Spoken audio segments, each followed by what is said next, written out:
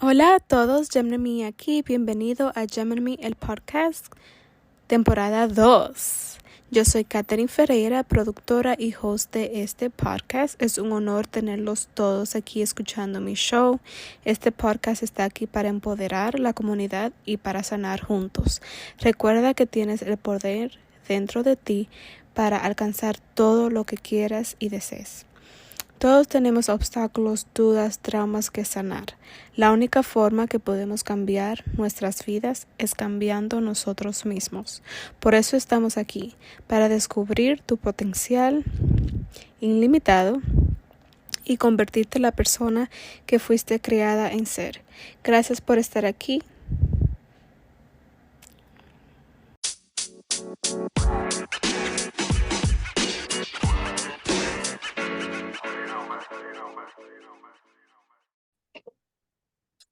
Hello, everyone. Thank you so much for being here. Today we have Priscilla Dominguez, an amazing leader, queen Latina, and we're going to be talking about some powerful conversation about Okay. parenting and being Latina and being the oldest. So just a little sneak peek. But before we start, I would love, Priscilla, for you to tell us a little bit about who you are and what are you doing right now. Yeah, absolutely. So, hello and welcome, everyone. Super excited that I can be a part of this very necessary and great conversation. So, my name is Priscilla. I'm currently a campus sourcing recruiter working in tech.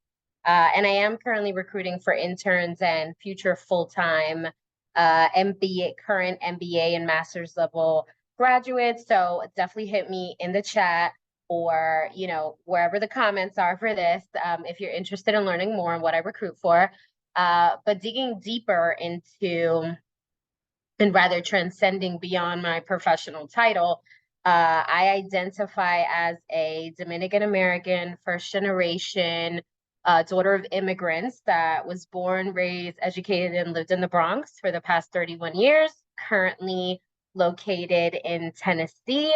And I dedicate a big part of my life, my professional life, to connecting people to opportunity.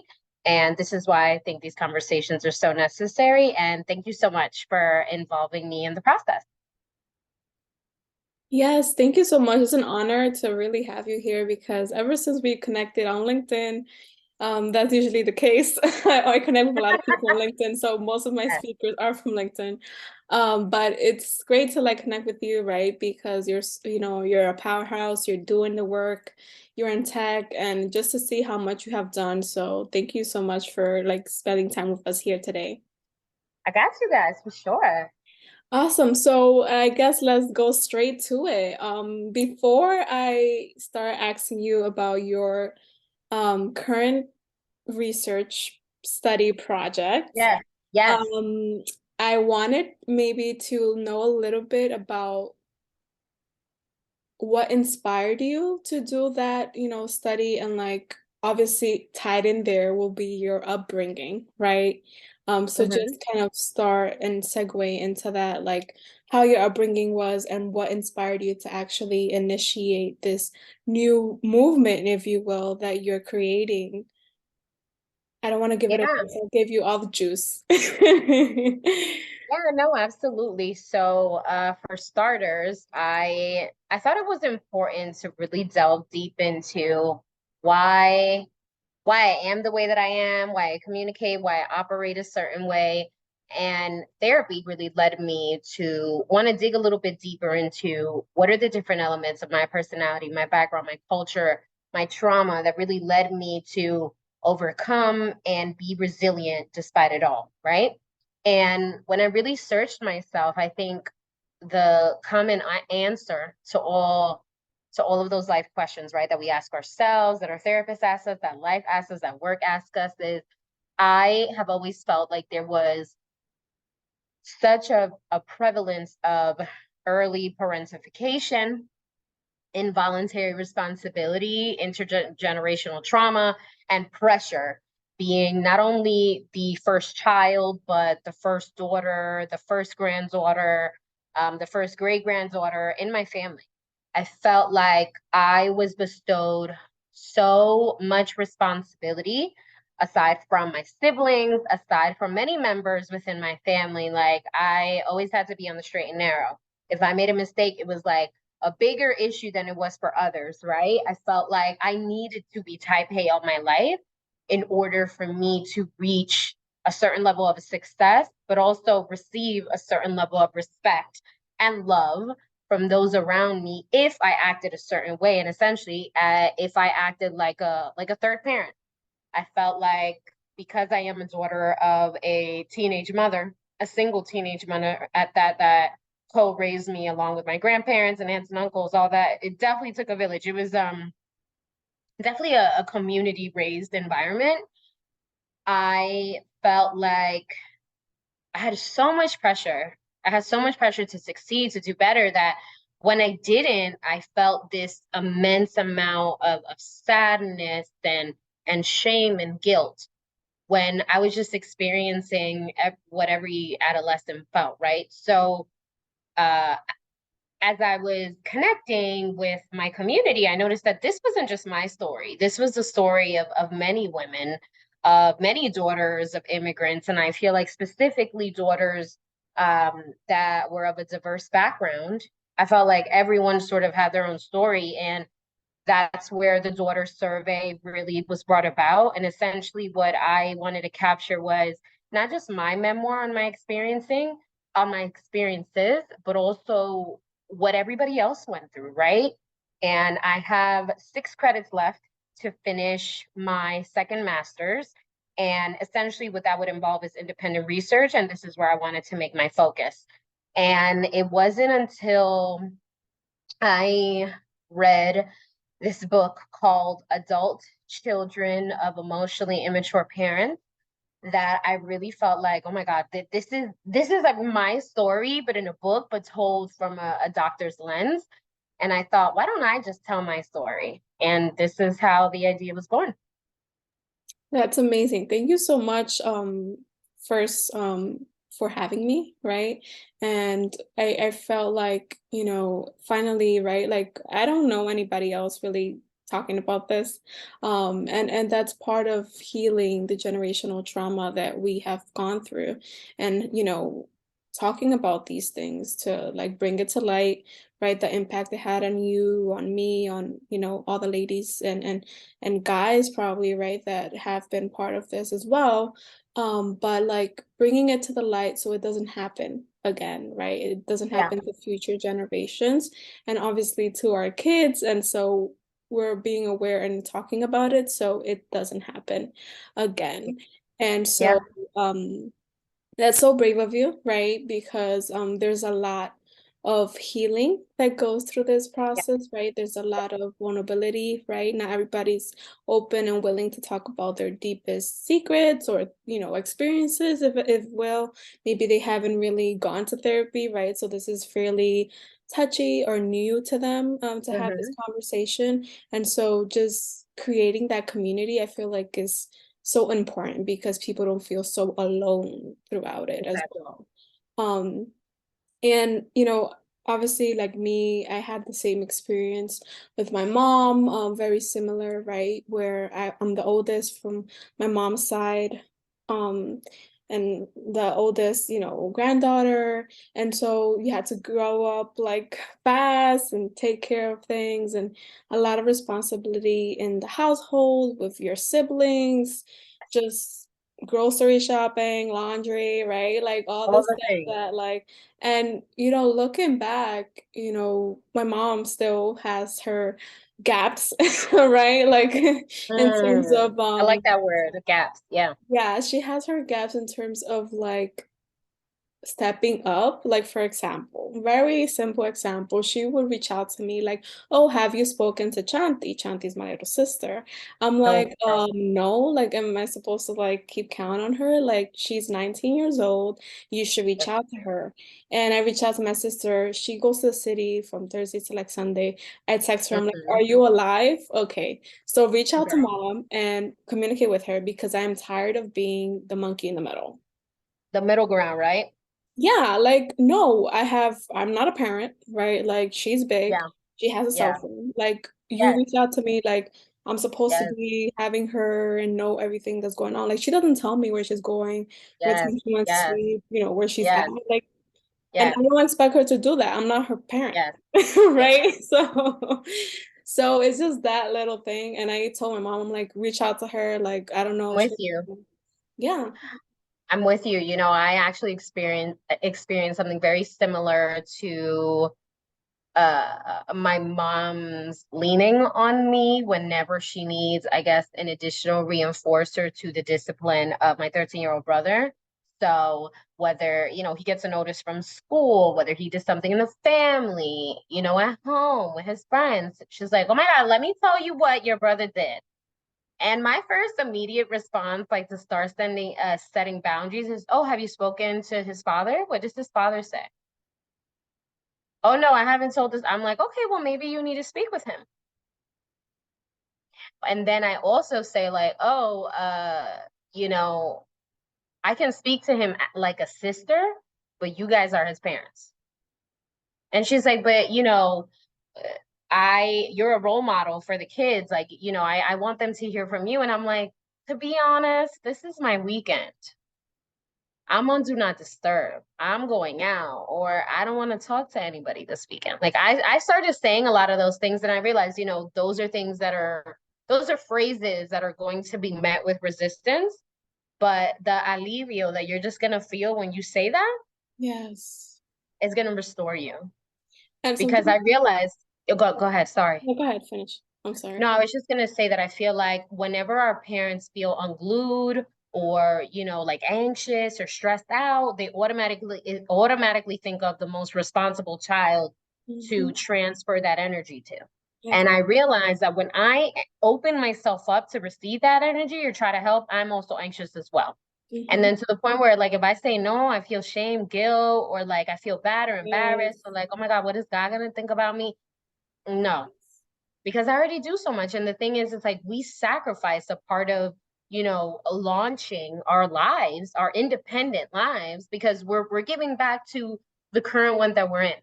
And there's no way that we can begin our lives still stuck in trying to be responsible for this parentification that we're not supposed to have. It's inappropriate. It's a form of harassment and abuse. And we need to work to unlearn and remove from ourselves. And, that path isn't going to be easy. And it is going to be met with a lot of resistance, a lot of hate, a lot of like shaming. Mm. But at the end of the day, if you want to really restore your body, your spirit for your future child, your future husband, partner, wife, then you have to make sure that you set those boundaries in place. Because if you don't, you're going to lose a part of yourself. And how can you unlock your future sense of self if you're so stuck on trying to rectify the issues of those before you or not your parents and taking on responsibilities that aren't yours? You got to save your energy for your kids if you decide to have kids. And if you don't, that's also okay. Yes, I love it. Oh my God. Like everything you just said, like I was going to say, but most importantly, like you said, the guilt and the shame that goes through The stuff. acting up and standing your ground and telling how Mhm. you feel and what they should be doing, right? And, Yeah.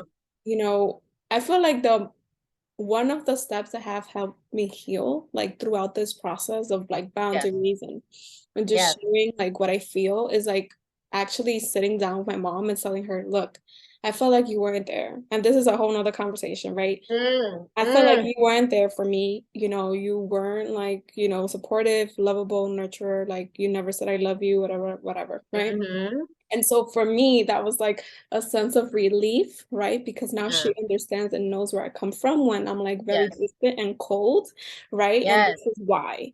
And so she responded, she's like, oh, like I understand, I'm sorry, but I didn't receive it myself, so I didn't really have it in me. And so that gives me the opportunity to Okay. understand, right? Is a two-way street. We Yeah. Yeah. Yeah. communicated, right? And that has Yeah. helped actually our relationship, right? Um, Interesting. you know, in like communication and like me opening up a little bit more, maybe her doing certain Hmm. things too, right? Um, it didn't solve everything, right? It's a That's process, helpful. Yeah. but it does help, like to like Yeah. vocalize that stuff. I agree. And I think if you have a parent that is receptive to that feedback, I think that's so important.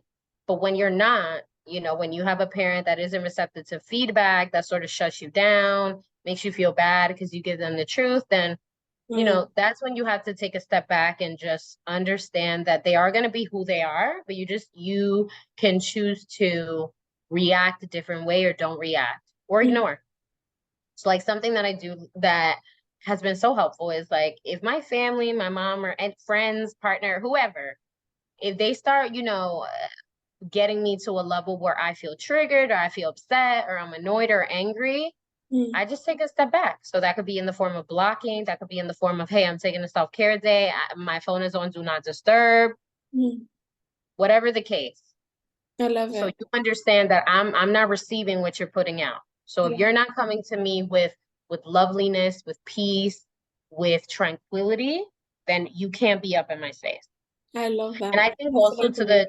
to the same point that like, sometimes our friends too, like if you notice that there are certain friends that only come to you when you have a problem, I mean, when they have a problem, they want to stress you out, they want to like pass it over to you, Mhm. that can be a lot too, because sometimes you have to mother your friends and your partners if that's the space that they see you and find you in.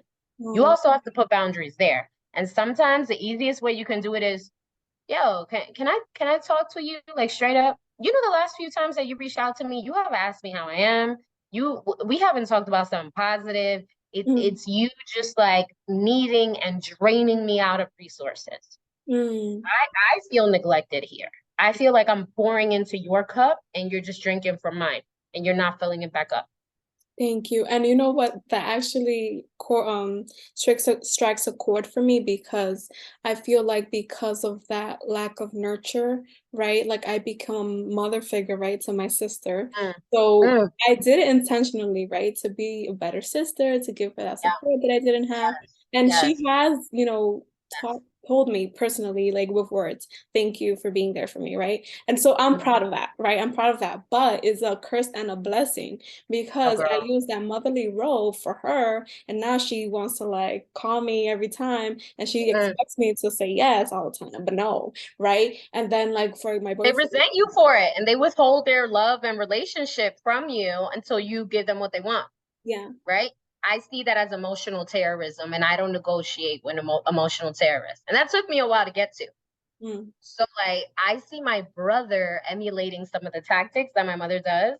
yeah, And I'm just like, okay, I still love you, but I'm going to talk to you tomorrow. When you're ready to come out of the jungle and start acting like a human being, then we can talk. If not, yeah, like, I realize you have to work that muscle, very similar to like trying to get back in shape and going to the gym. Like your body, it hurts as you're making your way to get better, get fit, lose some weight, all those things, right?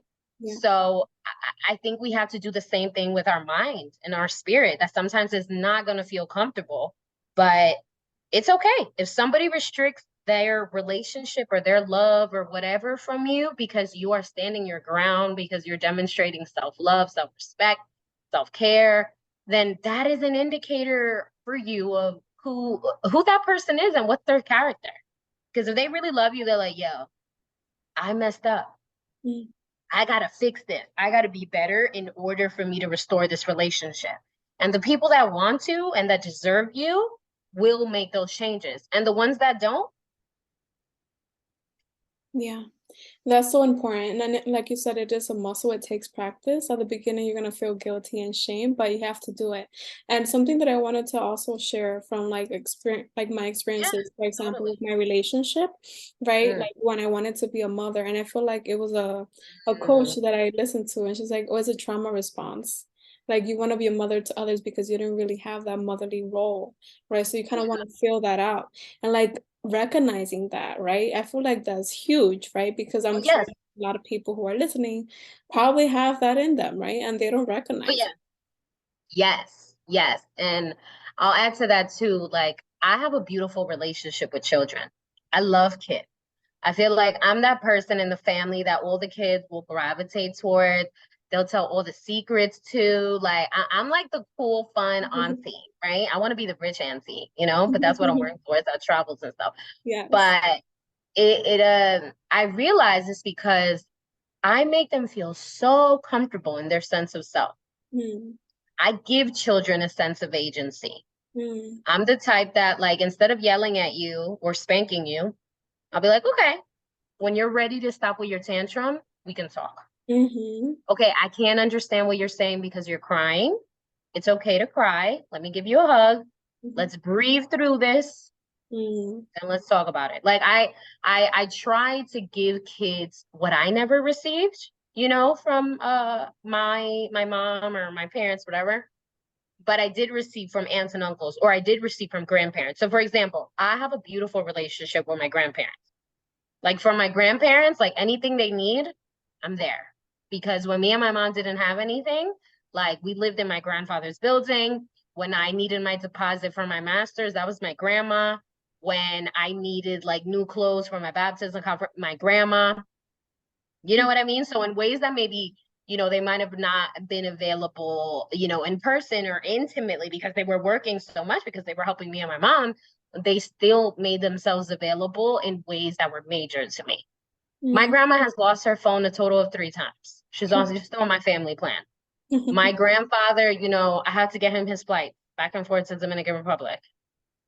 But and again, those are just minor examples, but for me, I will always say yes to showing up for my grandparents because my grandparents gave me affection, they gave me comfort and gentle parenting, Mm. and they talked to me and they were sweet to me. So when I see children, rather, that they might have been in similar situations as me, sort of abandoned or withdrawn or being in trouble or whatever, like I try to act like they're little therapists because Mm-hmm. I really think that children are like the closest that we can get to the divine Yeah. and to God because they are innocent and whatever, behavior or, that they exhibit that might be off, more than likely it's as a result of the parenting they receive, the environment they're in, or some kind of chemical imbalance. And because children are innocent, right? When they come into this world, like we are innocent when we come into this world, right? And it's really as a result of day-to-day interactions and growing up that we become sort of tainted.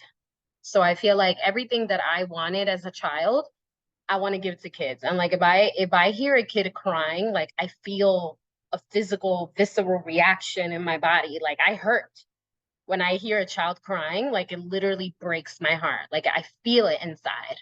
But I realize that regardless of everything that I've been through and regardless of the strict boundaries that I have, to keep my space flowing, I'm an empath because that's what I wanted to have around me. I wanted empaths around me. That's so powerful. Thank you for sharing that. And, like, we do need those individuals, like, for example, it was your grandparents for you that are there, right? To Yeah, all kind my of aunts and uncles feel too. A lot of them, not all of them, but a lot of them.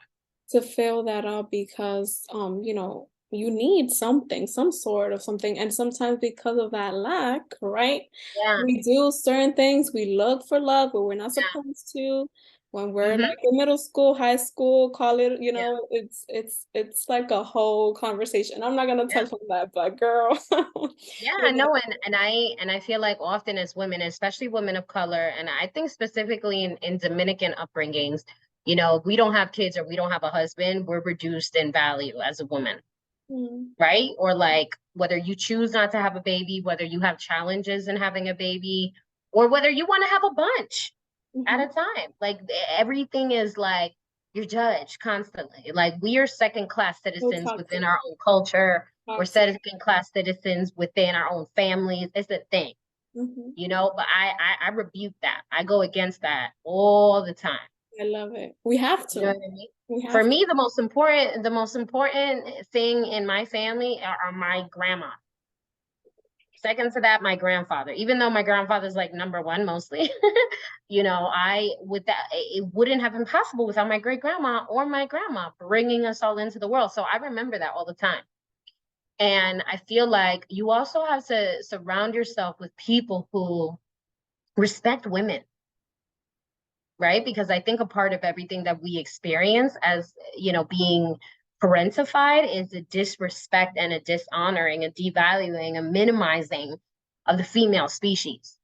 So I feel like within Latinx culture specifically, I have to say that I have experienced that women overall are not glorified. There are other countries where being a woman is the top status that you can have. And in ours, it's not like that. Like just in Dominican Republic, child marriage was outlawed in January of 2021. Like that says a lot, because that means that little girls 12, 14, 15 are married off to fucking viejo verdes. And like that is where that parentification begins. And if you take a look at all the stories that happened, like that girl in Higüey, Esmeralda Riches, what happened to her? Like these are things and stories that we have to continue talking and speaking about, because they all connect back to that intergenerational trauma, that abuse, that pressure, that parentification, and trying to make our girls grow faster than anything. Like we have to be so mature, we have to be so responsible, we have to be caregivers. Like we can't just exist just for ourselves. Yes, that's so true. And like just like you said, part of the culture, right, is so prevalent into like everything, right? And so, for example, the expectation of like, oh, did you feed your husband, right? Did you cook or did you wash the dishes and all this stuff? And it's like you kind of internalize all that because, for example, our experience was that we were like the third parent. So we kind of internalize those roles sometimes. And so Mm-hmm. we bring them right into our relationships later on. And so Yes. breaking that expectation or that Mm-hmm. habit Mm-hmm. sometimes, right, of doing that for your partner because they're able to do that for themselves as well. Like it's not your responsibility. And we internalize those things because that's what we Mm-hmm. saw like in our parents and that's what we were expected or are expected to do. Yeah. Yeah, and I have to say too, because I've heard this from other friends of mine that are a part of our community, right? That they're from DR, they were born there, born here, whatever. I heard from my friend something that, she shared with me that it really hit me. She was like, Dominican mothers don't protect their daughters. And when I heard that, like I felt that. I felt that as her friend. I felt that as someone, within the culture, within the community, but it hurt me so badly. It's so true. Because now she has a son, and she still says like moms do not protect daughters in our culture. Dominican moms do not protect moms in our culture. And like that's a generalized statement, but that is her experience. That was my experience. Yeah, same. And that's something we got to grapple with. I feel like they So don't protect or nurture us, but they do, like, obviously set the expectations and it like prepares to be strong. discipline, just discipline. Like, They mama prepare us to dura. be strong. They Mm-hmm. prepare us to care. They prepare us to clean, to cook, to be caregivers. That's all we're prepared for. But we're not prepared to protect ourselves. We're not prepared to have self-esteem Or stand up for ourselves. at all. At Our all. voice. To be honest, the feminist in my family was my grandfather.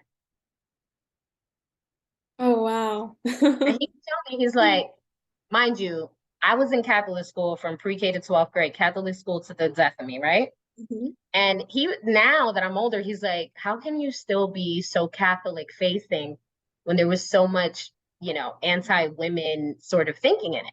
Like Mm. my grandfather said that to me. Mm. Yeah. And what did you say?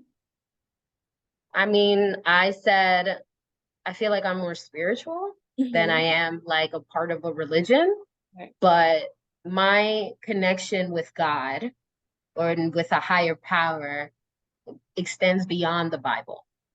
Got it. Yes. And I feel like there are, and the crux, the foundation of the Catholic Church was started on the womb and the heels of a woman. Mm. a woman who wasn't a saint, and a woman, again, who was a little girl. She was a young child.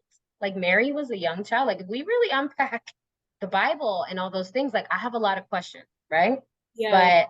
But for me, my relationship beyond questioning and having thoughts and like resentment, I thank God because in my moments of sadness or feeling like, oh my God, like something bad could have happened to me, I prayed. I Mm. prayed and God was with me. Yeah. So in that sense, I love that I was raised within a Catholic church, but I do recognize that there's a lot of ways in which we have to be better servants of the Lord, Yes. right? And if you don't believe in the Lord, but you do believe in a higher power or you believe in the divine, we all believe in something. I'm respectful of everybody that believes in something higher and divine, always, Hmm. right? So even if it contradicts with me, if you believe in something beyond yourself and you pray to something divine and positive, I respect you. And I feel like that is what keeps me grounded, my faith, but it's Yes. also my faith in myself, Hmm. There has to you be a know. balance. Yeah, it's a good balance. And I think that the way that we can make a difference is by you and I having these conversations. Hmm. If we decide to be mothers, if we decide to just be tias, if we decide to just be cousins, whatever, or if we want to have a whole flock of kids, Hmm. like raise them to be respectful of the human species and all its forms, Yeah. like raise them to feel powerful, raise them to feel like they can take on anything without stepping on anyone, you And, know? and And that takes and raise them to enjoy the present, enjoy the now. So like mhm. if you're one, enjoy being one. If you're five, enjoy being five. If you're 13, enjoy just being 13. You don't have to think beyond that. Think about your current life for right now. And just let the adults think about the rest. Yes. And something that I also want to bring up because it has been a conversation, I feel like I could share this with you. I've been Please. looking for somebody to actually have this conversation that is in the similar maybe situation that I am. So because of my experience as a child, right, Yeah. as Yeah. a third parent, if you will, Oh goodness. I have really considered and have hold off of being a parent because I feel like I have a lot of healing to do and Sure. a lot of work, right? Internal work to do before I Yeah. make that decision and that big Yes. step. And so Yes. I feel like, and this world, like just the world, our Yes. culture, what we do, like what's going on in the world is A like, big do I decision. really want to bring a human being to this world, with all Mm. this crap, Yeah. And part of that waiting has been my experience as a child. Yeah. Yeah, absolutely. First, your feelings are valid. Mhm. And I feel like a lot of us, especially within our age group, I'm 32. I won't ask what your age is. I'm assuming you're 18. But Thank you. I'm 27. okay, it figures we run younger. Yes. Um, Girl. I feel like, appreciate the time that you're taking to reflect. I feel like there are so many children that are brought into this world because of mistakes, because of an accident, because of a forcing, a rape, an assault, and those children suffer. And there are also equally to that effect parents, or hopeful parents that try so hard to have babies and they can't. And then there are those parents that, become foster care parents just to get a check. Or there are those that, are still waiting to adopt and wait years and fill out copious paperwork to get one shot opportunity to love a child from anywhere. Right. So we have to first, like, it's okay we have to first remember, like, it's okay to center this point of reflection. That's beautiful. And if you think about it, like when we go again, if we go back to faith or any element, but I'll say specifically the Bible, one of the stories that really, speak out to me is when Jesus was praying in the garden, when he had this incredible mission, right, to save all of humanity, but he had to sacrifice himself. He was scared. He didn't want to do it. No one wants a hello. Like he really didn't want to do it. And for me, I connect that back to a submission to self, right? A submission to self, but also submission into what could be, right? And I think that's the ultimate sacrifice, right? When you sacrifice yourself, and like motherhood is a sacrificing of self. A Mm-hmm. lot of women, as much as they're happy to have their baby and to be pregnant, like the day that you're giving birth is also the day you're saying goodbye to who you used to be. Day Mm, you get pregnant, you're like, oh my God, what? mm, What? It's yeah. crazy. And for some women, that's easy. They're like, oh my God, I've been waiting 10 years to get pregnant. I'm finally pregnant. But then there are others that feel devastated, Mm, right? And that all of those stories are valid and they're all points of reflection. You know, I feel like now we're in this unique space where I don't know where you're based, but if you're based in a Democratic or Republican city state, that really defines how you're supposed to think about it. You know, abortion is being banned across a lot of states. You know, Roe v. Wade was reversed. mm-hmm. So for us, I feel like now getting pregnant or not getting pregnant is a serious life decision, Right. right? So I would just say to keep all that in mind, like your point of thought and withholding or waiting, it's okay. That process is beautiful because whether you decide to proceed and have your baby, or if you decide, you know what, I want to be an auntie for the rest of my life, both are fine. If you decide you want to foster, if you want to be an adoptive mother, if you want to be a puppy or a cat mom or a fish mom, whatever, there's so many different ways to be a mom for yourself. Or if you Right. just want to be a mom for you, also okay. Like there's nothing wrong. And I've been in that in between stage of like, do I want kids? Do I not want kids? And Mm, for me, again, it's also like because of what I went through as a child, I'm like, whoa, am I even going to be a good mom? yes. Will I get postpartum? My worst fear is getting postpartum depression, Mm-hmm. you know, losing my temper, like, you know, making sure that I can provide my children with gentle parenting. And I'm like, am I even capable of gentle parenting after everything I went through? I don't know. But I see all these stories. Um, I mean, I watch too much Lifetime, but I see all these stories of women who get postpartum depression that didn't have enough support, or you know, something happened to a young girl and she ended up having to have the baby, or a baby was disposed in a trash can, and I'm just like, oh my God, like there's too many things happening in the world. I can't think about becoming a mom right now. right. Um, but I Yeah. realize it's because I know how important that is. I know how Mhm. important that journey is. And like, I'm responsible for somebody else's life, Yeah. you know, and I have to say goodbye to my life. And I'm just like, I'm still not done, you know, catering to my inner child. Right. I want to travel all 7 continents. Like, I want to go to every single state and place in the world, mostly hot and tropical. But jokes aside, yeah, I want to see the sun rise and set in Africa. I want to go to Switzerland. I want to go to like the infinity pools. I want to see the Eiffel Tower. I want to see the Taj Mahal. Like, I want to do so many things. And I'm like, yo, are you gonna be able to do that with a baby? Mm-mm. Maybe, but it's gonna take It's gonna forever. exactly. And I'm like, can you really go like 3 to 4 years without traveling? Because like, you see how these parents are on planes? Mm-hmm. All those questions for right now are like, oh no, girl, you gotta wait. But then Exactly. there's days where like I see a little girl, or I see a little boy, or I see a really fat baby. And for disclaimer, in the Dominican culture, when we call a baby fat, we are saying that as a sign of beauty, a sign of health, a sign of strength, Mm-hmm. not body shaming. So I want to be very clear on what fat baby means in the Dominican culture, because that is how I'm saying it, Yes. mom and daddy. Um, you know, so whenever I see a baby that's so full and you can see the little dip in their thigh, I'm like, oh, give me a hug, sleep with me, Yes.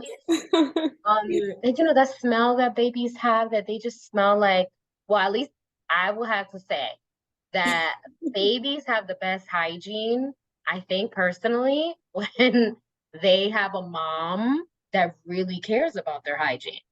Because Yes. that's also another thing. I have seen baby neglect where you're just like, oh my God, what's wrong with the mom? She's not caring for the baby. But anyway, there's like a smell that babies carry that is so innocent. Like you smell it like right at the top of their head.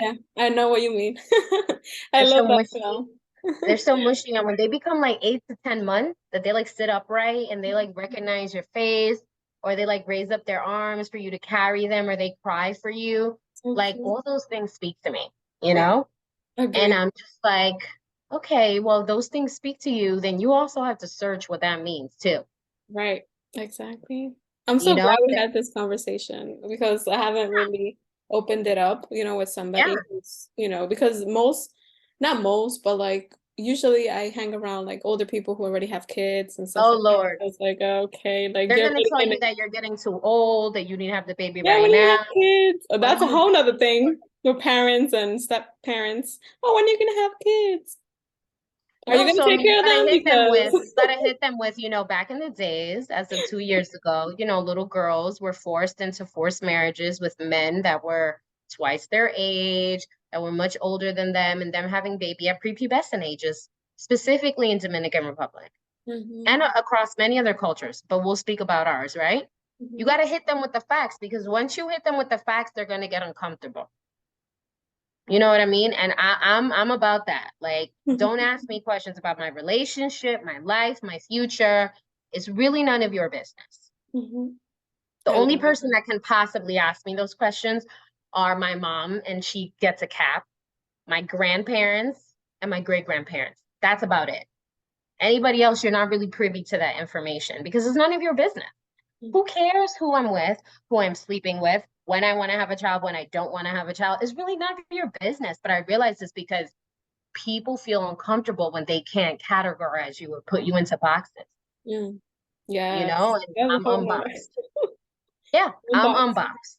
hmm So I realize I'm like, when elders ask us when you're going to have a baby, is because by this age, they had three. hmm So that's all they know. So I also try to be forgiving depending on the tone that you ask me in. Right. Because if you ask it innocently and I know you love me, hmm I might answer you.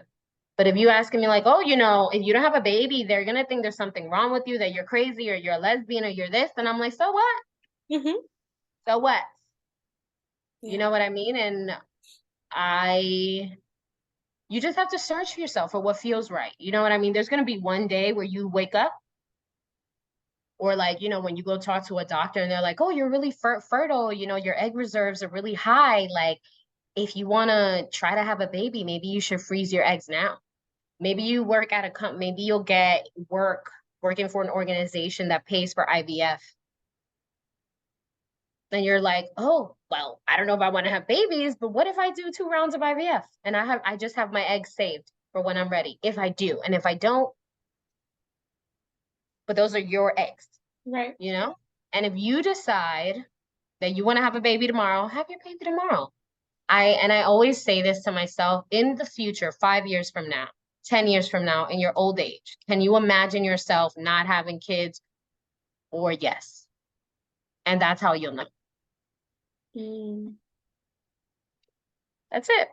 Like I have doubts, but I have dreams of a baby. Like I have dreams, like recently, since I've been asking myself this very seriously, I I've had very vivid dreams of not only the name of my so I'll tell you the dream because I don't care. But I had a dream that I was pregnant. I was here, like in Tennessee, like whatever. And I was pregnant with a baby girl.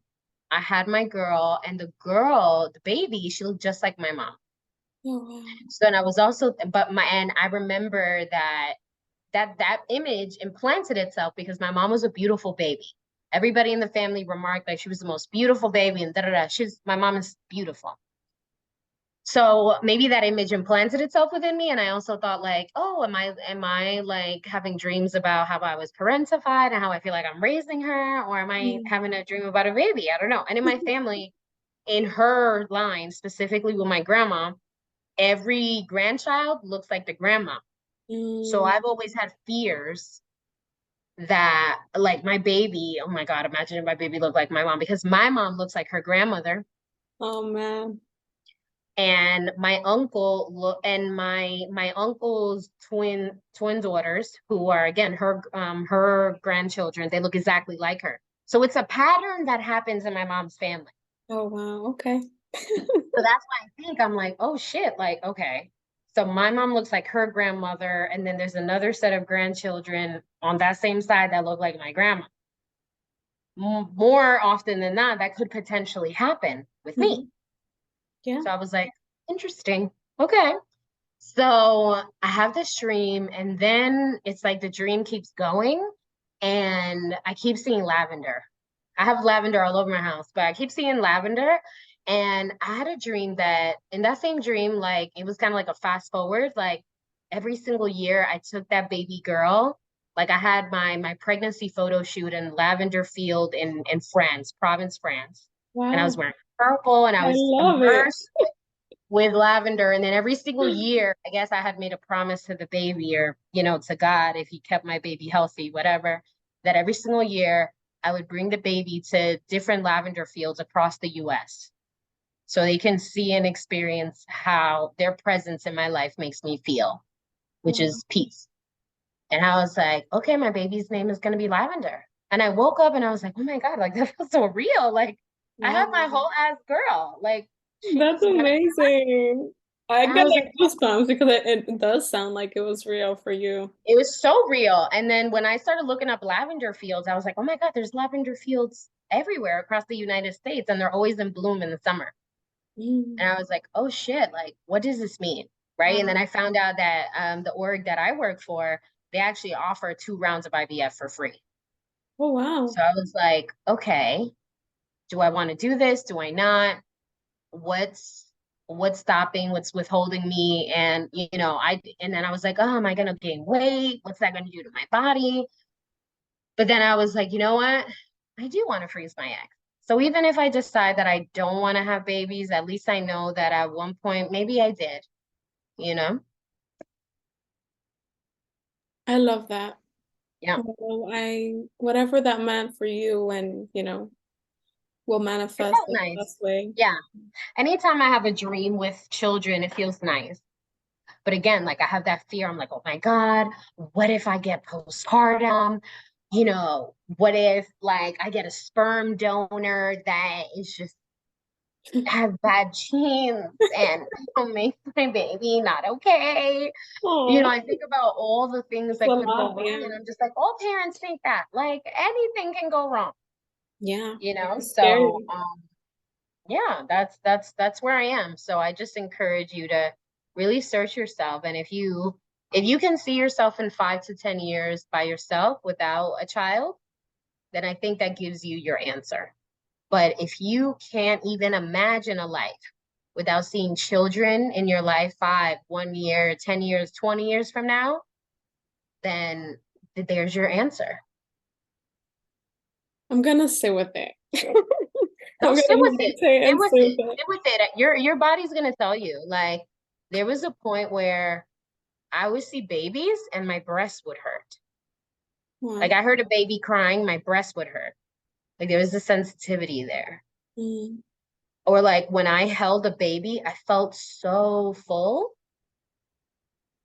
and I just felt like full. I just felt full, like nothing was missing. Like I could be having a stressed out time, but as long as I held the baby, I felt like whatever was Okay. missing in my physicality, I felt full I love holding a that. baby. I felt that. But it's because I like children. All right, so we touched on parenting, which is very essential to our past. So thank you for having that. Got you. I do want to ask you a couple other questions if you Do do it, do it, have do it, them. do it. So and maybe, we can set some time. So first of all, I know there's a lot of power in our pain, and right, our Hmm. parentification is a pain, right? It's Hmm. something that we're overcoming, we're fighting for, or whatever you want to call it, right? Is a Yeah. process. But like, what are some qualities that you would say that you have developed because of that, and that you're grateful that you have? And I know, mixed feelings about this, but Yeah, yeah, there is yeah. power in pain. I'm resourceful. Mm. So I drive myself with a solutions mindset. So like if my mom calls to complain, if a friend calls to complain, or a partner calls to complain, I'm like, okay, so based on what you're telling me, this is what I'm seeing as a solution. I feel like I'm very much like, Yes. I don't really sit in the negativity. I just think of, okay, so what's next? Right. Right? But at the same time, sometimes people can perceive that as like, oh, you're not really giving me room to just vent, Mm. or and it's not that. I don't want to be stuck in this sad place. I don't want you Right. to be stuck in this sad Exactly. place. It's You're kind of like, cut like to the I ain't chase. gonna. Yeah, like when you hear a baby crying, your immediate thought is, oh, let me carry you, let me talk to you, let me see if you're hungry. Do you need your diaper change? Do you need to take a nap? Do you just need to be held? Right? Mhm. We're Yeah. solution seekers when we hear a baby crying, or sometimes people lose their temper, unfortunately, to the detriment of the child. So I compare it to that. When you hear a baby crying, do you feel like you just want to hear them crying? No. So I'm resourceful. I have a solutions mindset. I love that. I could Yeah. relate. Cut to Yeah. the chase. It's like you said, very creative and a leader, right? That comes from you. Yeah, yeah. It's project Taking management at its action. best. That's so funny because it's a blessing and a curse, right? Like because of what we went through, that Yeah. also give us, that muscle, right? That we have been. Yeah. And some people aren't receptive to solutions. And that's also something you need to monitor. If someone is just calling you to complain, you offer them so you're like, oh no, I don't want to. Oh no, well, I feel comfortable. Oh no, no. You're like, okay, sounds good. Well, I'll talk to you later. Hope you feel better. Le cierra teléfono. That's me. I can only help you so far. Yes, I can be exactly. a little bit impatient, but like with the time I give you, I'm gonna give you solutions. We're gonna have some insights. Like, we're gonna fix this. I want to fix it. But some people don't want anything to be fixed. They just want to ruminate in their problem. I'm not Yes. like, Okay, so my last question is what would you tell your younger self about this situation and how to handle it better? If you could go okay. back and tell her, like, kind of Which counsel her situation? Which situation? Like something painful? about parentification, yeah. Oh, What would you tell her? I'll just say it gets better. You're gonna get you're gonna get to a point in life where you have full control over your life. That you're gonna have a beautiful life that's filled with comfort, security, and peace, romance, and none of this one day is gonna matter. So hang in there, have faith. I know it doesn't feel like it right now, but your time is coming. And when it comes, every single day, you're gonna be in a state of immense gratitude and like a little bit of shock at the fact that you got here. So Mm, have faith, stay strong, stay the course. It's gonna get better. yeah. And I'd give her a hug. I'd give her a big old hug. I would take her shopping. I would tell her, indulge in self-care days. I'd be like, listen, if you just want to take a shower, if you just want to watch TV for a little bit, if you want to read a book. I remember like I read so much, right? Like I came from a very strict house. So like I couldn't really go out until I was like much older and da da da. So like I read so much, but it was because what I was setting was boundaries. I was creating a own space and world. Like I've always wanted to be alone. Mm. I've always preserved my alone time. So I would just say that to little baby Pris.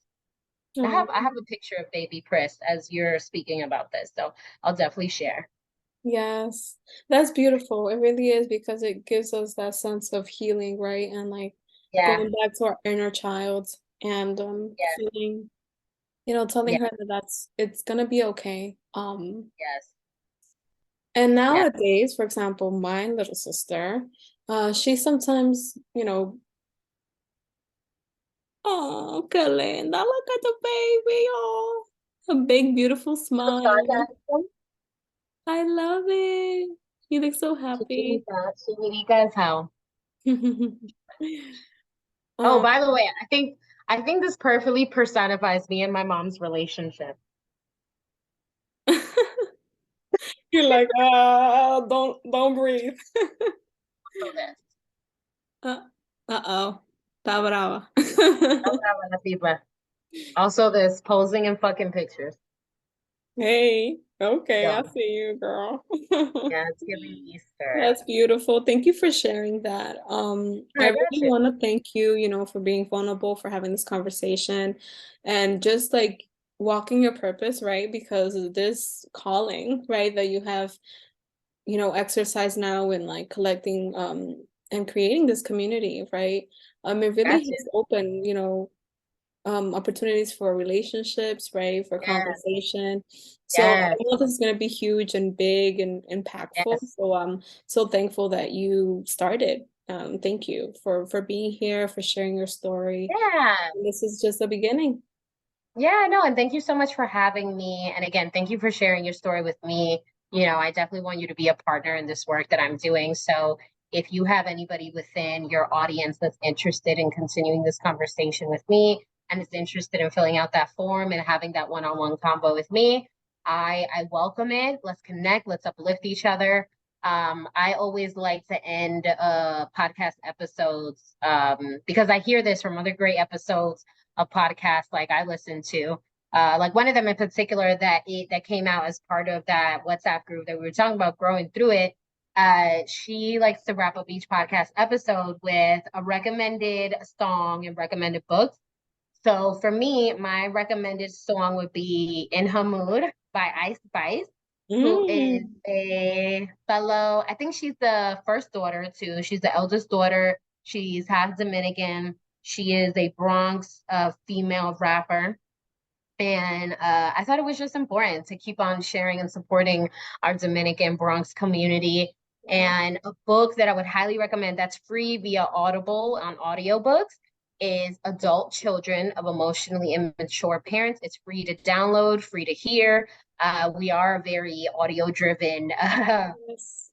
community. So I thought that would be two great recommendations. And In Her Mood is just like, feel yourself.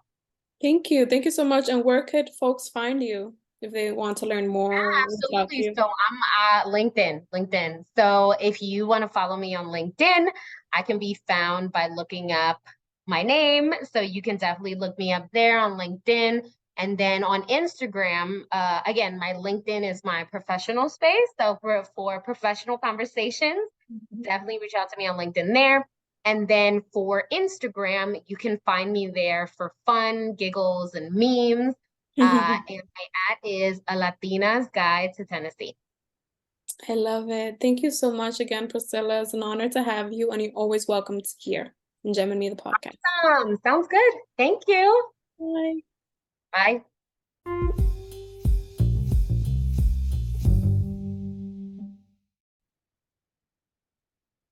Gem and Me is a community of healing and transformation. I encourage everyone to start their healing journey if they haven't yet. Therapy has transformed my life in so many ways, and I am truly grateful for my therapist and the ability to heal. Once you start healing, the sky is not the limit. Don't pay attention to what others might say or think. Therapy is about you, about making you a wholeheartedly human being. Do this for you. Thank you to BetterHelp for sponsoring this episode. BetterHelp is the world's largest therapy service and it's 100% online. With BetterHelp, you can tap into a network of over 30,000 licensed and experienced therapists who can help you with a wide range of issues. To get started, you just answer a few questions about your needs and preferences in therapy. That way, BetterHelp can match you with the right therapist from their network. Then you can talk to your therapist however you feel comfortable, whether it is through text, chat, phone, or video call. You can message your therapist at any time and schedule live sessions when it's convenient to you. If your therapist isn't the right fit for any reason, you can switch to a new therapist at no additional cost. With BetterHelp, you can get the same professionalism and quality you expect in in-office therapy, but with a therapist who is custom picked for you. More scheduling and flexibility, and at a more affordable price. Get 10% off your first month at betterhelp.com BetterHelp/GeminiMeEmpowers. That is BetterHelp.com/GeminiMeEmpowers. I would also share the link on the show notes. Get healed, get right. Thank you.